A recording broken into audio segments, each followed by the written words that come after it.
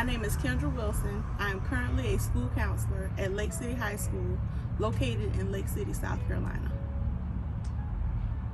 How and when did you find out you had cancer? I went in for a routine mammogram in 2017, December of 2017, and I got a call back that they needed to run an additional test. They wanted me to come back and do an ultrasound. So I went back for a second viewing. Then I got a call back telling me that they needed to do a biopsy because they found something. But at the time, I didn't think anything of it because I had a biopsy before and it came back negative.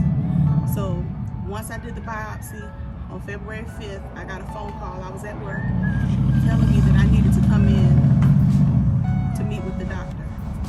And it was at that moment that I realized that I may have been diagnosed with cancer. So when I got the confirmation once I got to the doctor's office. And how did you feel when you got that news? I had a lot of mixed emotions. I started crying immediately, and the nurse at the time told me that, she said, this is going to sound crazy, but of all the breast cancer, of all of the cancers to be diagnosed with, you have the one that's easiest to treat. She said that she was a breast cancer survivor as well, and she told me that the important thing was that they caught it early enough. And I was full of emotion. As a matter of fact, when I left, I called my mother, and I called a cousin, and I shared with them. My mom kind of knew already, but she told me, she just had a feeling that it was going to come back positive. So she gave me some encouraging words. My cousin gave me some encouraging words.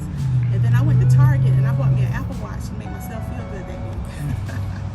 But yeah, for about 2 weeks after my diagnosis, I just was in a fog because I couldn't believe that here I was at 44 having to deal with that. You mentioned your mom and calling your cousin when you found out and them being there for you. What was your support system like during your journey with cancer? I had a great support system. It just so happened that I had an aunt that went through the journey 10 years prior to that. She's probably going to fuss at me, but my mother went through the exact same thing 2 years prior to my diagnosis. So watching her and watching my aunt, that kind of gave me motivation. And then Miss Yvonne Scott also kind of taught me through some things. The nights that I was having some issues with accepting and just the unknown. So I had a really good support system. Once I told my family and my friends in my circle, they were there from beginning to end.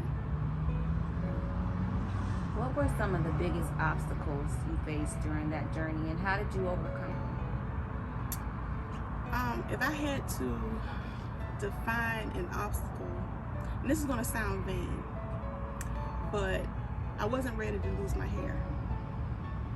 I wasn't ready to lose my hair. And I think some of that was because I spent so much time. I've always had issues with my hair coming out. It would do really well, then it would go through a period where it would break off and I would have to cut it. So my hair was doing really well.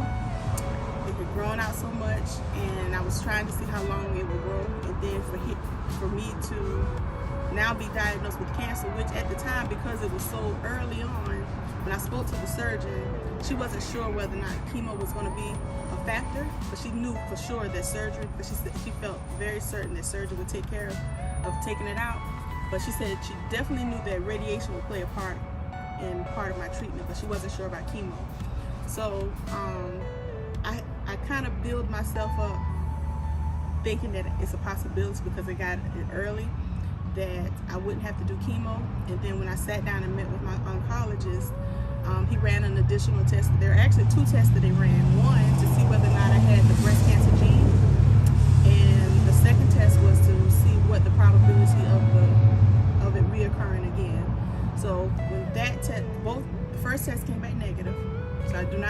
breast cancer gene, but the second test that the oncologist ran to determine the probability, it came back 50%.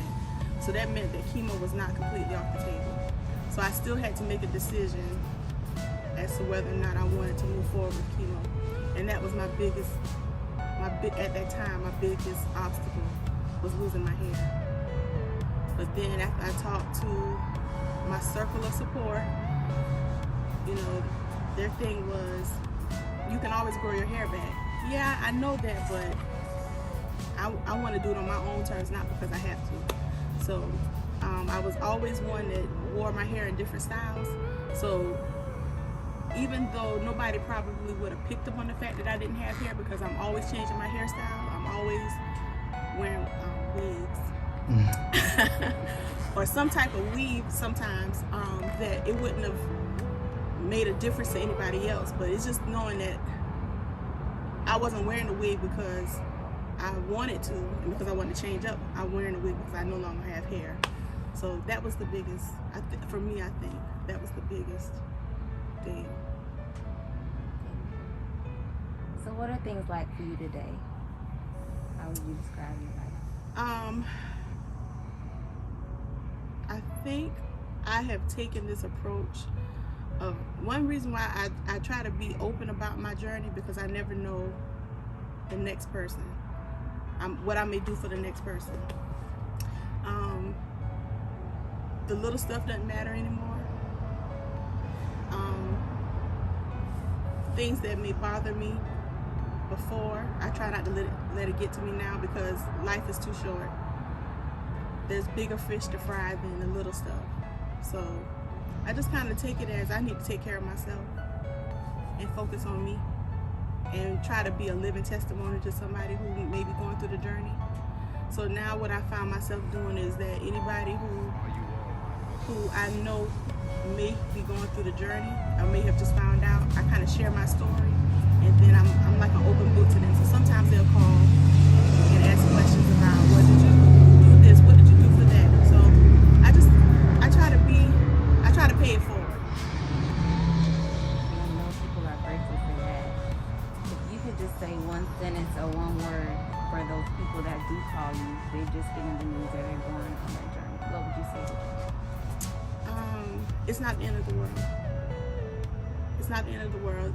A lot of times, and this is something my mother told me, when people hear the word cancer, they immediately think of the negative side of it, that they're not going to make it, they're going to die, they're not going to be able to bounce back from it, but you can. You know, the treatments have come a long way, so you're able to survive and move forward.